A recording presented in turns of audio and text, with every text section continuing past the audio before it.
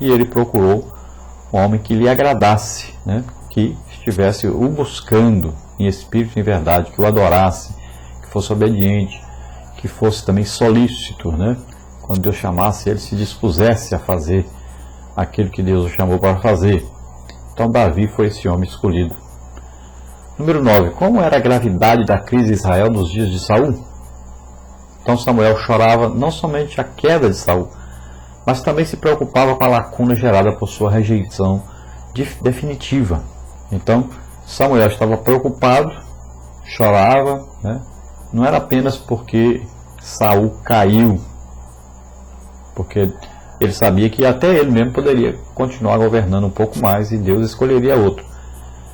Mas essa lacuna gerada, esse espaço de tempo sem um rei sério, um rei temente a Deus, causaria grandes problemas à nação de Israel.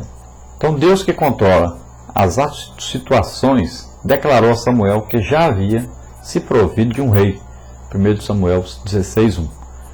Então Deus disse para Samuel: não se preocupe, não fique tão excessivamente preocupado, eu já arrumei outro para substituir Saul.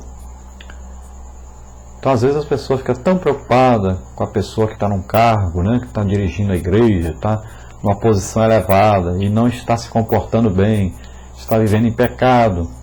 Mas não se preocupe, aquele que usa de engano não fica para sempre na casa do Senhor, não vai ficar aí eternamente. Deus vai substituir. Ele já tem alguém preparado para substituir.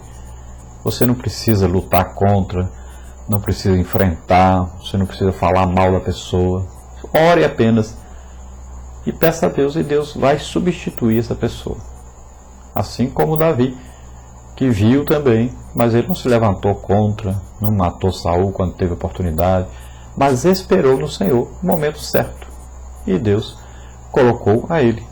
Então, no seu caso, Deus pode colocar você ou outra pessoa para substituir essa pessoa que está vivendo em pecado, e está, ao invés de estar edificando, de estar fazendo o povo de Deus crescer e desenvolver, está impedindo esse crescimento da igreja, impedindo a boa obra do Senhor. Na parte 2, a natureza da vocação de Davi.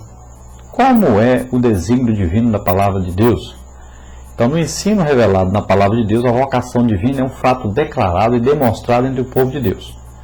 Deus chama quem quer, e quando quer, e capacita como quer, e para o que quer.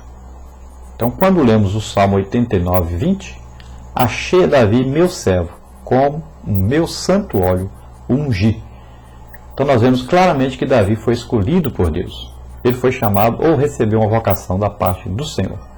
Então, veja bem que na palavra de Deus nós vamos ver que a vocação divina, esse chamado, esse direcionamento de Deus para que alguém faça a sua obra, é uma coisa soberana, é de Deus, não pode o homem escolher, é Deus que escolhe. Não é por política, não é por volume do dízimo, não é por posição social, não é por beleza física, nada disso. Deus tem uma escolha soberana, e Ele vai escolher quem? Aquele que o adora em espírito e em verdade, aquele que tem comunhão com Ele, aquele que busca conhecê-lo cada dia mais, e aquele que lhe obedece. Então, a escolha é de Deus, não é dos homens. Nós nos reportamos agora ao fato de Paulo ser chamado, né, com Barnabé. Estava ali numa reunião de oração e o Espírito Santo disse: apartai-me, separa para mim Paulo e Barnabé, Saulo e Barnabé, né? Na época era Saulo, chamado Saulo, para uma obra que eu tenho preparado para eles fazerem.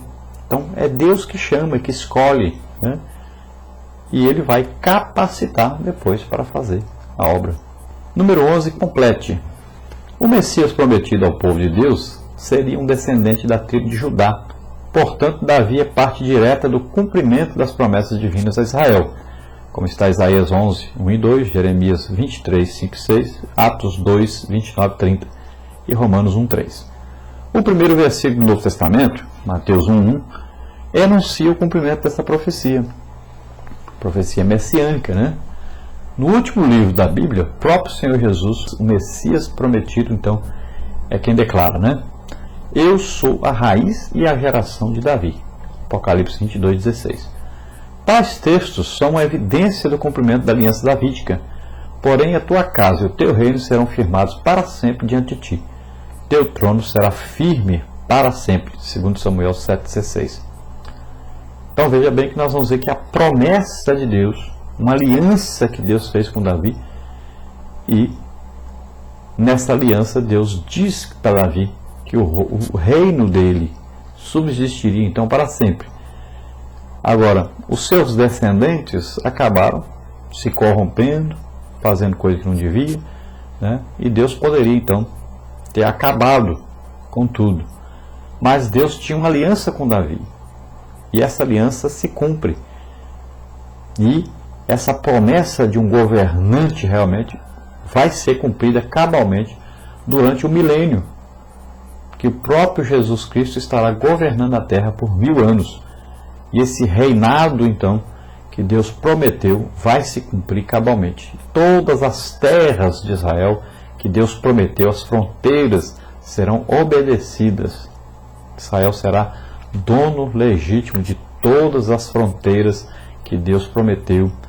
E o próprio Jesus estará governando no trono em Jerusalém sobre todo Israel e sobre todo o mundo. Então a promessa feita é que será cumprida cabalmente, totalmente no milênio. Número 12. Dentro do tema a resposta humana, preencha a frase então abaixo. Um dos princípios da vocação divina é a soberania de Deus. 1 Crônicas 28, 4 e 5. Não significa que o Eterno não leve em conta a responsabilidade humana na realização de seus propósitos. 1 Crônicas 28, 6 e 7.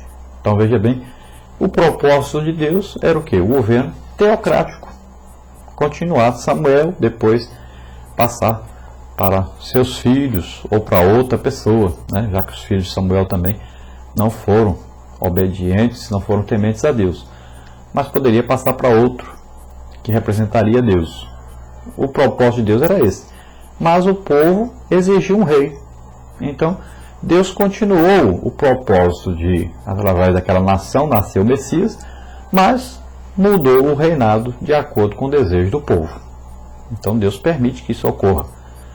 Então, na eleição, por exemplo, os crentes têm aí um candidato que é crente, mas o povo resolve votar no aquele que não é crente, e Deus confirma isso. Deus não vai tirar o descrente que foi eleito legitimamente. Ele aceita.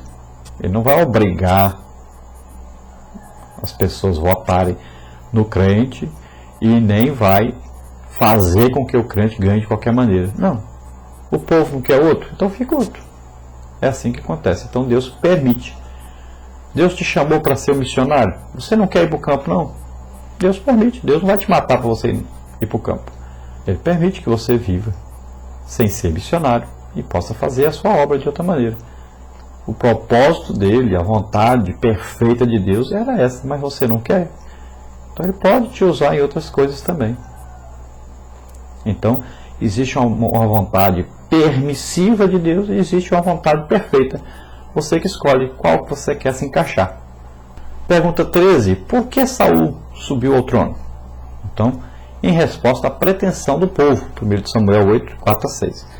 Que após ouvir a descrição divina do perfil do rei, 1 Samuel 8, 9, 1 até 8 aí, respondeu então categoricamente: não, mas haverá sobre nós um rei.